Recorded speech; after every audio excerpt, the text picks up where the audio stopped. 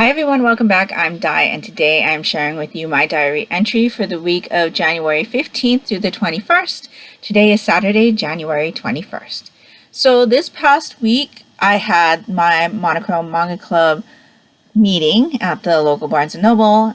In December we had not met in person. We did an online meeting because it was in the height of Christmas season. And so this is the first time back to the store since November.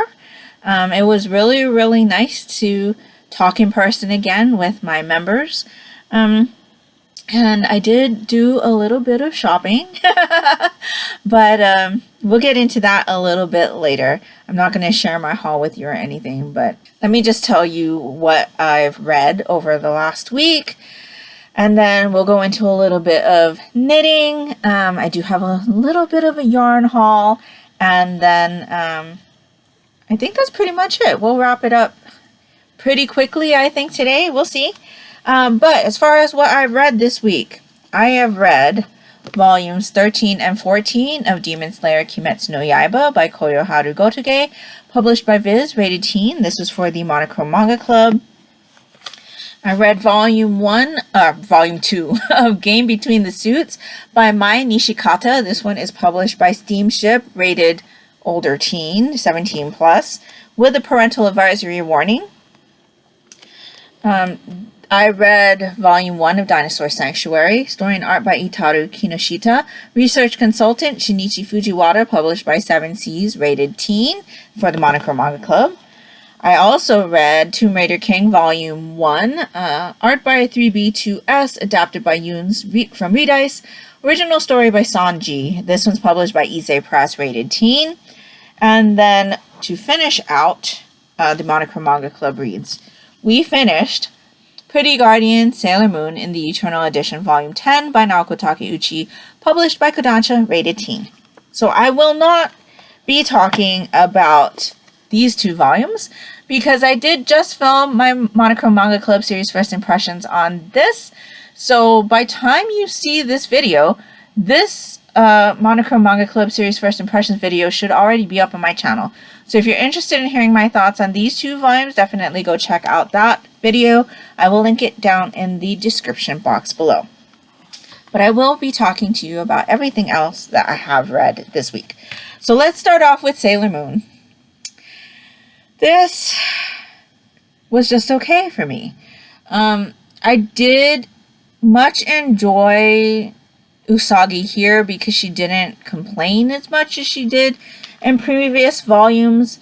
I kind of feel like this series is so disjointed. Like, nothing seems to flow.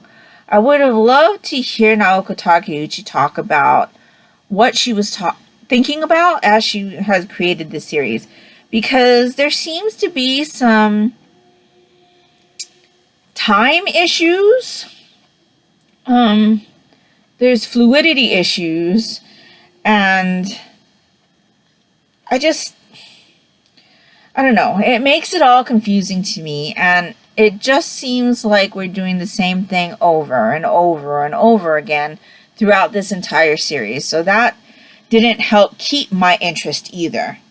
I know I've talked to you before about my thoughts on Usagi being a younger teen, like in 15, and her having a older boyfriend, and her spending the night at his house and her parents being okay with that and things like that. I still have that issue here. Towards the end, there's a scene where Usagi loses her clothes, it disintegrates off her body because of something that's happening with the battle that is happening at the end of this volume. And it's full on definition of her breasts with nipple definition, and I don't think that's appropriate to be showing on a teen. I don't even know why you would need to do that. Every other change that they've done where they have lost their clothes, there hasn't been any nipple definition. It's been Barbie nudity. But in this particular scene, there is nipple definition, and I don't find that appropriate. Like, not only that, there is another scene at the end of this volume where she is again in bed with Mamoru, except it looks like they've, taken their relationship to the next level, and I don't feel like that's a spoiler. Like, if you know Sailor Moon at all, at the beginning, you already know that Sailor Moon and Mamoru are, like, going to be together. I mean, I don't think anybody can read Sailor Moon in the early volumes and not think that. And if you did, I'm sorry. And if I did spoil it for you, I'm sorry. But there's a scene with them again in bed together, except it looks like they've done a little bit more. I don't find that appropriate. And with the age gap, that's statutory rape. I mean, at her age, it's statutory rape. At least in my day and age, it is. I am pretty sure when this series was created, it was still statutory rape. I don't get the feeling that there was a time skip. So maybe that is what is supposed to have been implied, but I never got that message. I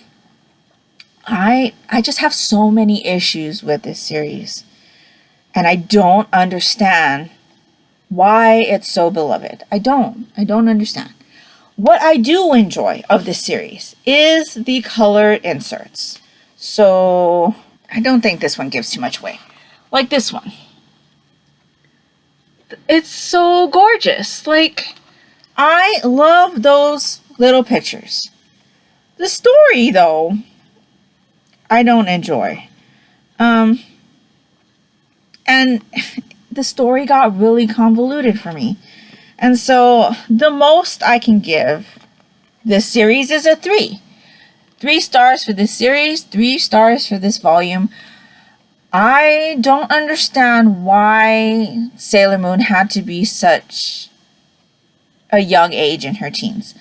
I don't see anything that would have made a difference if Usagi was, say, 17, 18 years old when we started the series, so that by time we get to the end, she's of age, and then, I wouldn't have had as many problems with that whole aspect in her relationship with Mamoru as I did.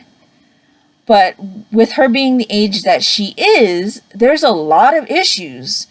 And so, yes, I am glad to have been done with this series.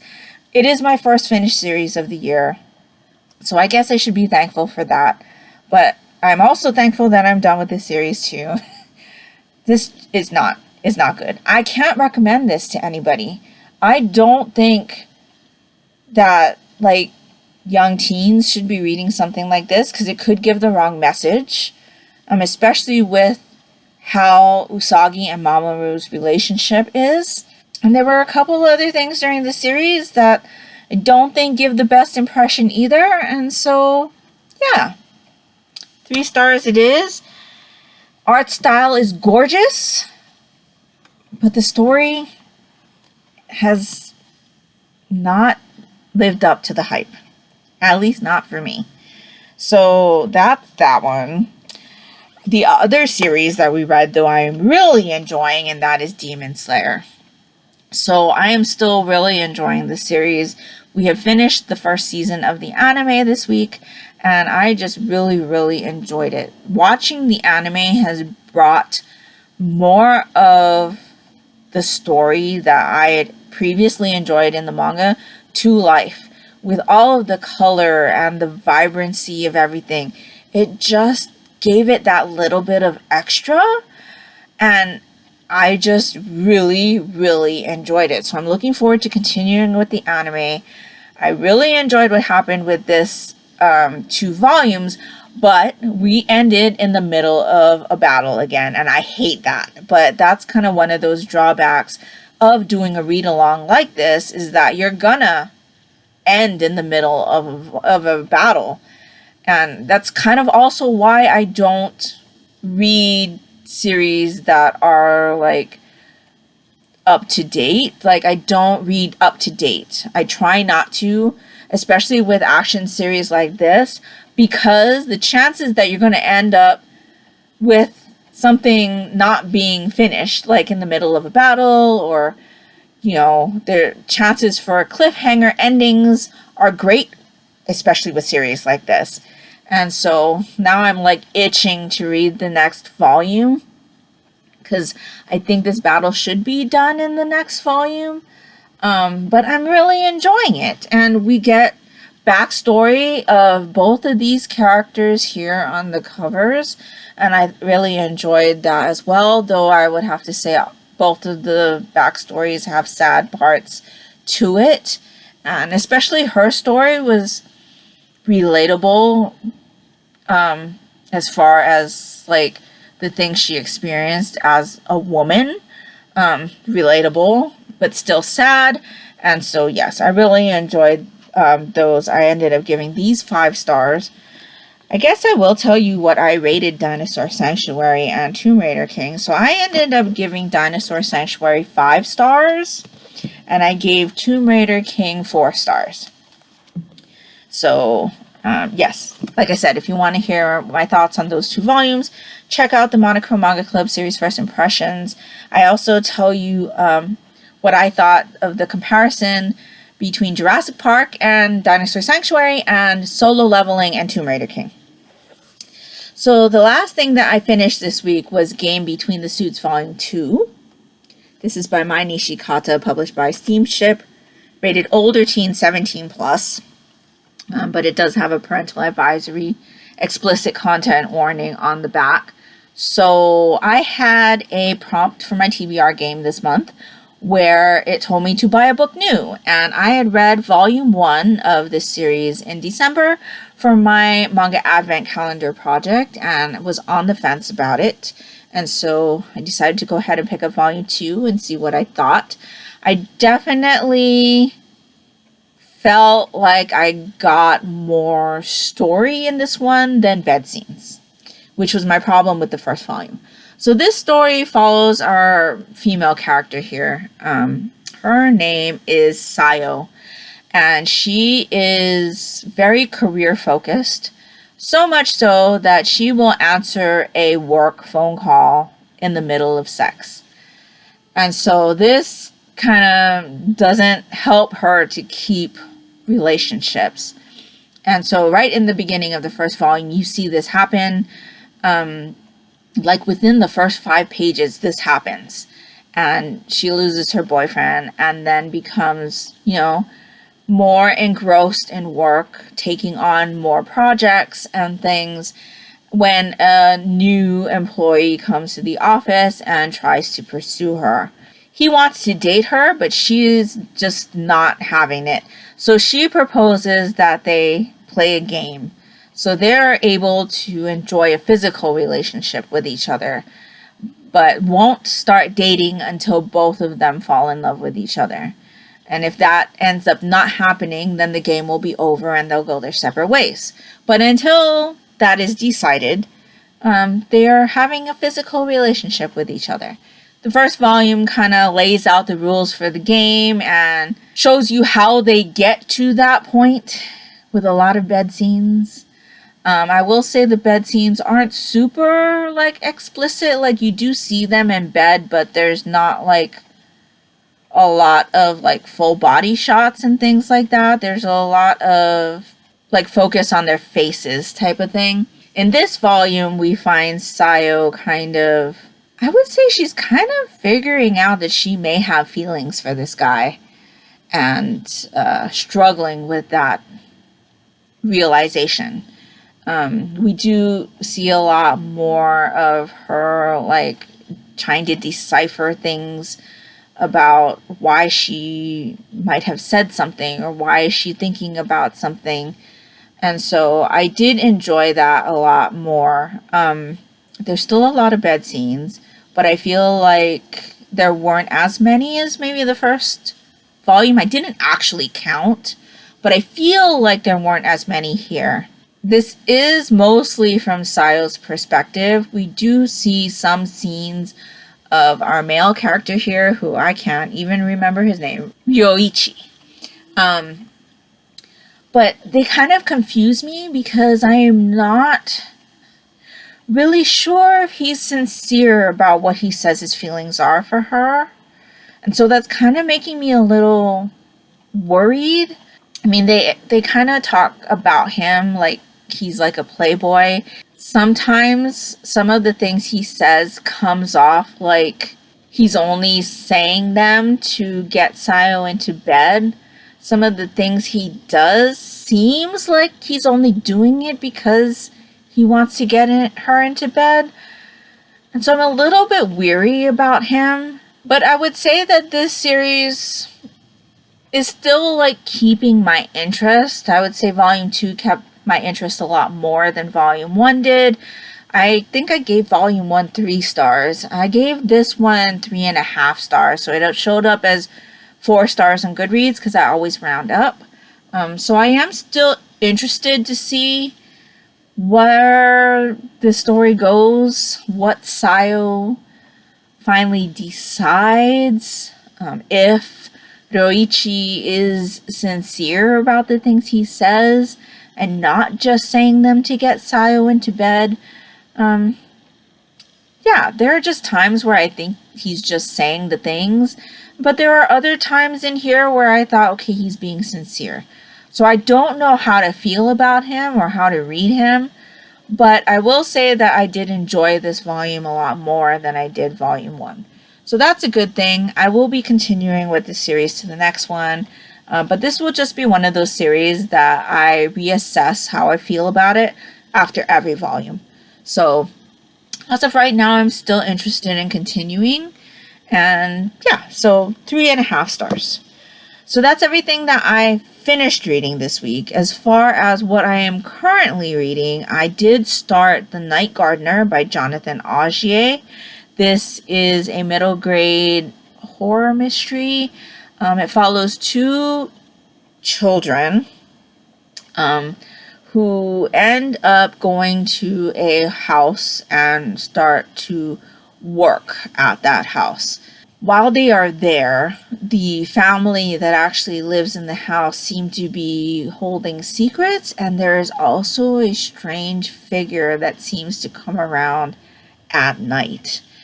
And so I'm listening to this on audiobook. I'm about 37% in. It's not really grabbing my attention. So far, everything I just told you is everything that's happened. I do get the feeling that these kids are orphans, but it's not actually yet told to you. I get the impression that they are, though. There's also something going on with the family that they work for that just came up in the last few chapters that I listened to. And I'm just not really connected to these characters. I'm not really interested in the story. Something happened also in the last chapter or 2 where it's just like, okay, I think we've met the Night Gardener character, but he doesn't seem to be doing anything suspicious. So I don't know what this book is trying to do. I'm trying to think about the story as someone who would be in the target age range for this book. And I think even if I was reading it when I was in the target age range for this book, I still would feel like I am currently feeling. But I would probably give it a little more leeway because back then, I read everything full through, even if I wasn't really enjoying it. Now, for me, I am trying to teach myself to let go. So I am on the verge of possibly DNFing this book. It's just not holding my interest. I'm kind of passively listening to it just because it's something to listen to. I'm not super excited to get back to the story anytime. I did take a couple days off this week of listening to it, so I only listened for 2 days this week, but I never had that pull to go back and listen to it for those 2 days that I skipped. So, yeah, this is on the verge of being a DNF. I almost DNF'd it after the first day, if I'm honest. I got to 23%, and I think about 20-25% is a good amount of time to give a book to decide whether or not you're going to enjoy it or you think you're going to enjoy it. And by the end of the first day of listening, at 23%, I wasn't feeling it. Like, I was just like, I don't understand what's going on. It sounded very much like just a normal historical fiction contemporary story. And so, yeah, in the second time that I listened to it, a few more things happened, but I'm just not really interested. So I feel like that's my sign to say, okay, let it go. But there's that part of me that's just like, no, you should finish it. Which is always the thing that I struggle with. Which is why I don't DNF as much as I think I should. Which is also why I think I had such a bad reading slump last year. So I'll probably listen to it one more time in the coming week. And then if I'm just not into it, I'm going to let it go. Which also, I should probably tell you about Eye of the World. So I haven't yet picked up the book again since I put it down at the end of November. I was actually really into it when I was listening to it in November. But between November and now, I've lost my interest in the series. So I always seem to have this problem with high fantasy books, which is why I don't read a lot of them. But when I had watched the adaptation of The Wheel of Time, I really enjoyed it. But the book is not having the same kind of impact on me. And I haven't had the want to pick it up since I put it down. So I think I'm just going to allow myself to let it go for now. I'm not actually going to DNF it, but I'm going to put it on my on hiatus shelf. And if you didn't know, I do have an on hiatus shelf on my Goodreads account. And that is basically for the books that I think I'm going to want to continue sometime. For books that I think I'm reading at the wrong time. And that may hit better if I read them later on, down the road. But not books that I have no interest in. I do still have interest in The Wheel of Time. I am really looking forward to seeing another season of the TV show. And maybe in watching that may reignite my want to read the book. Because after I had watched the first season, I really wanted to read the books. So I think maybe I just need that inspiration to happen again for me. So I'm going to leave my bookmark in where it is, and I'm going to move it to my on hiatus shelf. And if the feel arises for me to want to go back to that book, I'll go back. And if it doesn't, by the end of 2023, I'll officially DNF it. But for right now, I'm okay just not going back to the book and letting it go where it is. So that's what I'm doing with that one. I have one more thing I need to read for the month to complete my TBR game, even though I am not doing punishments anymore for not completing what I've chosen for my TBR game. And I do plan on getting to that tonight, hopefully. But I will tell you that I have not read anything the last 2 nights. This week was better in regards to things that have happened, but it was still very stressful. And yeah, I'm kind of in a weird funk. I did enjoy going to the manga club meeting and talking with my members in person. I enjoyed browsing the shelves. I did do a little bit of retail therapy. But yeah, I still haven't finished collecting all of the information for my end of the year stats. I'll hopefully get that done by the end of this month. If not, it'll be up in February. But I'm not looking to stress myself out any more than I already am. Today I had issues with my heart beating too quickly, and I had some palpitations in the morning, and so I'm just today's not a good day. But I can only hope that tomorrow will be better. And that's, I think, where I'm going to leave that. I do have a little bit of a yarn haul to share with you and a little bit of knitting, so let me grab that. So we'll do the knitting first. I haven't knit a lot on this, so again, my pineapple yarns bag.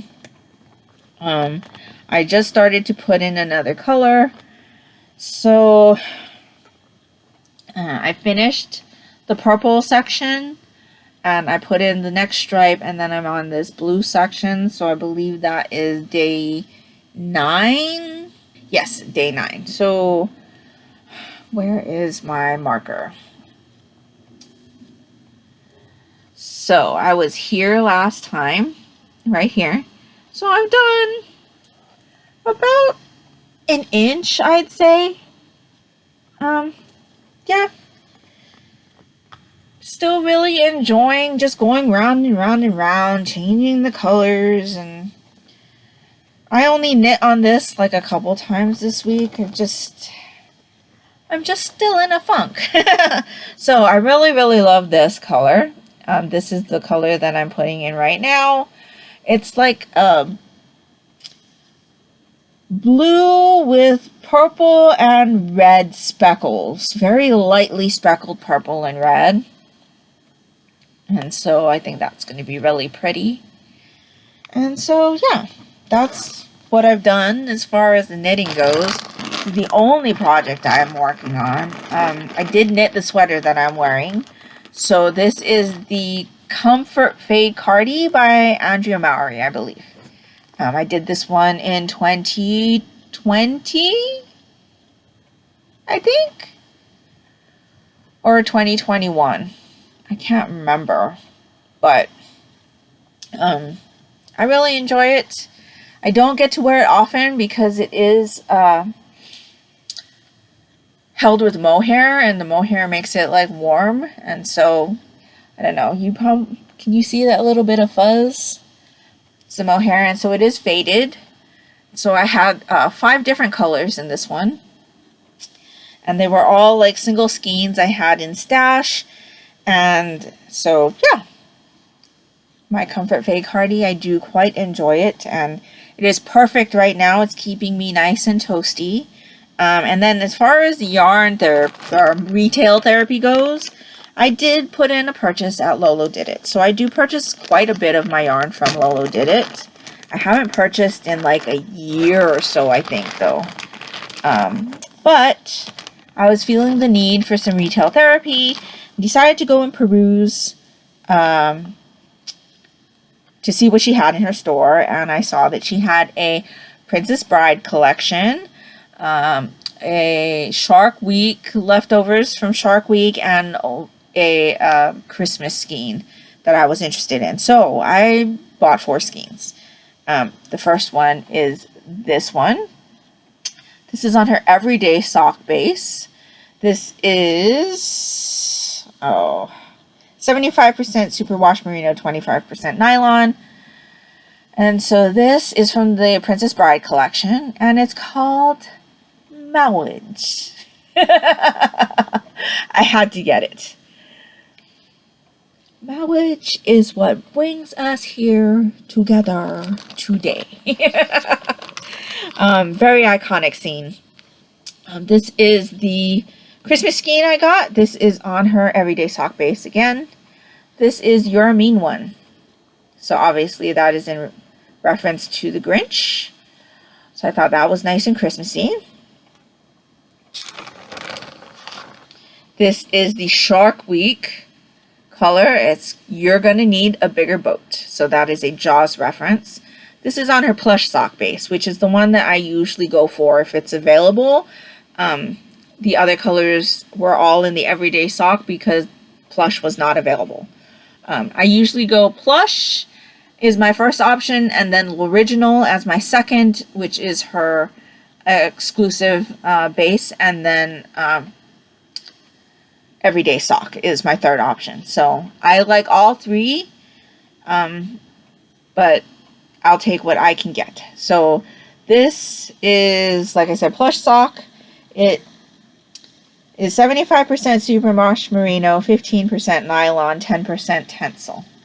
So this is like a lot softer than her everyday sock base. But like I said, you're going to need a bigger boat, which is a Jaws reference.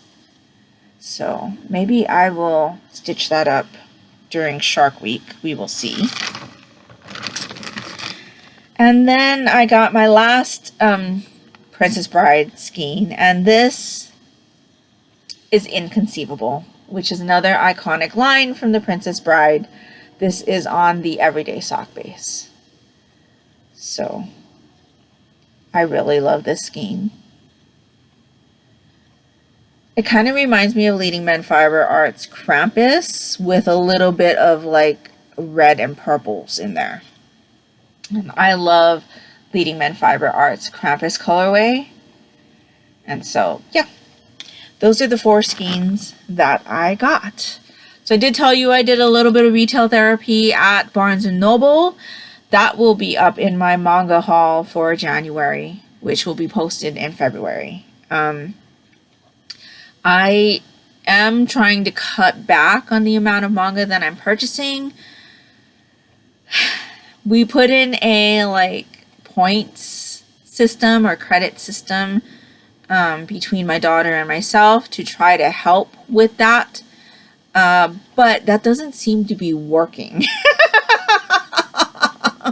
So I'll talk more about the point system and stuff when I go over my like reading goals and stuff for the year, which again, I think it's going to be delayed. I might just do those in one of these diary entries. I feel like I'm trying to make things simpler for myself, but everything just keeps piling up and piling up and piling up. So the year just needs to start over. I need a restart. Things are just not going how I want them to go right now, and I just got to work through it. So anyway, I did a little bit of retail therapy there. I have some new yarn to play with. I've been passing the time playing a lot of Genshin Impact. There's a new banner release, there was an update, and I've just been enjoying myself passing the time with that. I'm behind on all of my TV watching. I'm behind with video making. I'm behind with end of the year stats. I just I just feel like I need to enjoy what I can when I can and not worry about everything else. So I think when everybody was doing their Stephen West's knit-alongs in October, it was work at your own pace was the thing that I heard a lot, especially from Martin from the Knit 365 blog. I watched his vlogs working through the West Knits knit-along, and that's what he kept saying was work at your own pace, work at your own pace. And I think that's got to be my motto this year, is to work at my own pace and just not worry about being behind and, you know, stressing myself out more than I need to be. So with that being said, let me know how your year is going so far. Let me know if you've done some retail therapy this week like I have. I'd really love to know. And let me know what you've read this week. Have you found best book of the month yet, or worst book of the month? I'd love to know. If nothing else, and you'd just like to let me know that you were here, if you could leave me a heart emoji of any color, that would be greatly appreciated and would really help me out, and that will do it for me today. So I hope you're all doing great. I hope you're all safe and healthy. And until next time, take care and smile always. Bye.